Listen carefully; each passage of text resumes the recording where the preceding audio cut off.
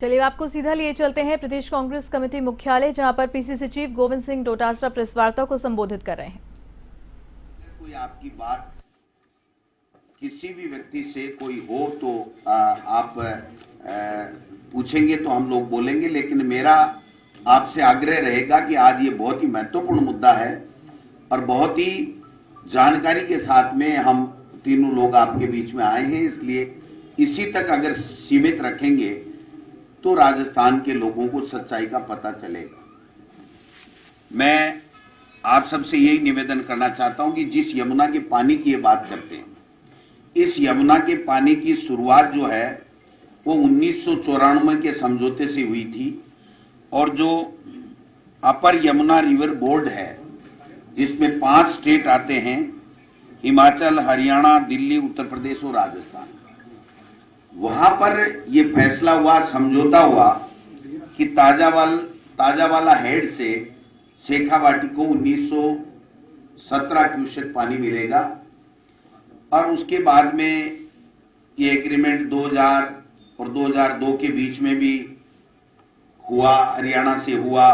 कहां से कितना पानी मिलेगा, क्या मिलेगा, नहीं मिलेगा, ये सारी बातें होकर के, और उस वक्त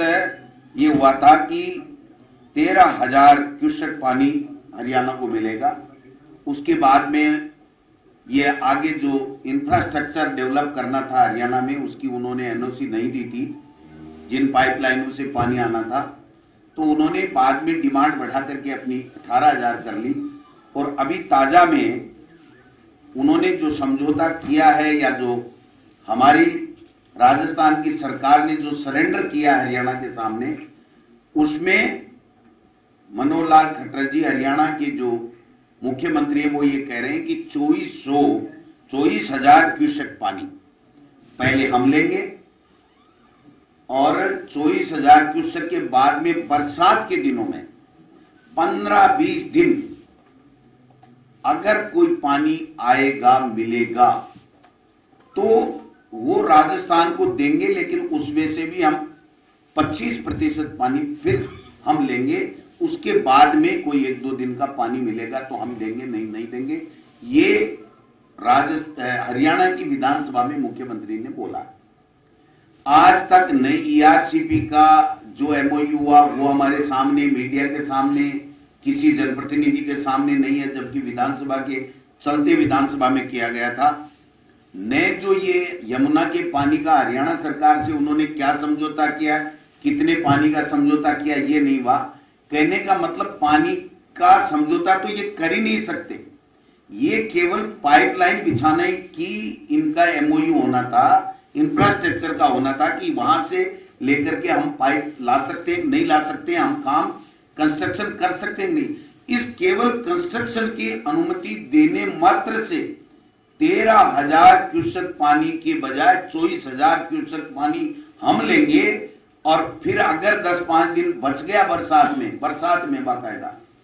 तो भी उसमें से 25% लेंगे और उसके अलावा हम पानी नहीं देंगे। अब मैं पूछना चाहता हूं, पहले ये सरकार बनी भजन सरकार,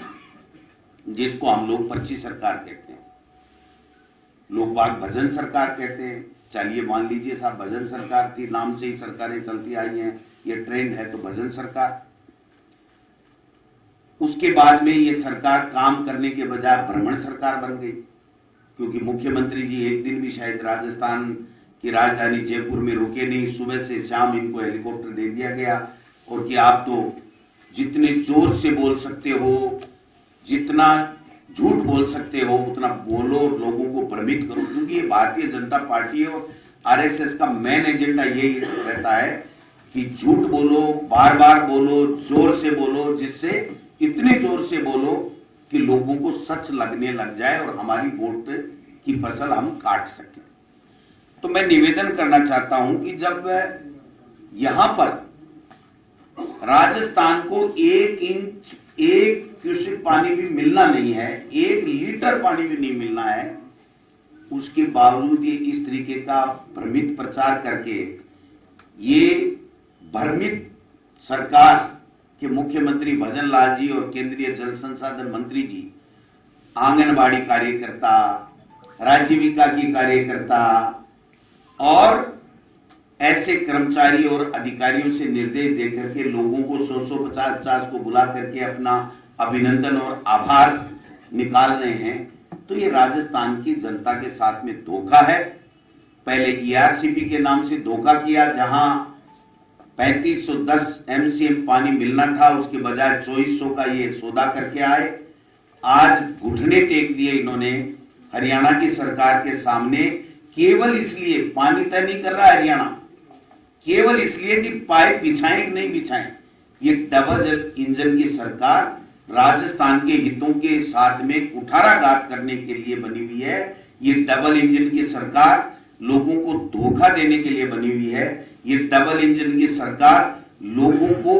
भ्रमित कर रही है और झूठ बोल करके वोटों की फसल काटना चाहते हैं लोकसभा के अंदर। ये कामयाब नहीं होंगे। इसलिए मैं माननीय मुख्यमंत्री जी से आग्रह करना चाहता हूं कि आपने जो भी समझौता किया है ईआरसीपी और यमुना के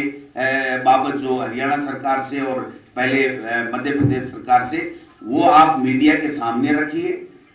आपका प्रवक्ता उसकी सच्चाई बताए, हमारे प्रवक्ता हमारी सच्चाई बताए, और उसके बाद में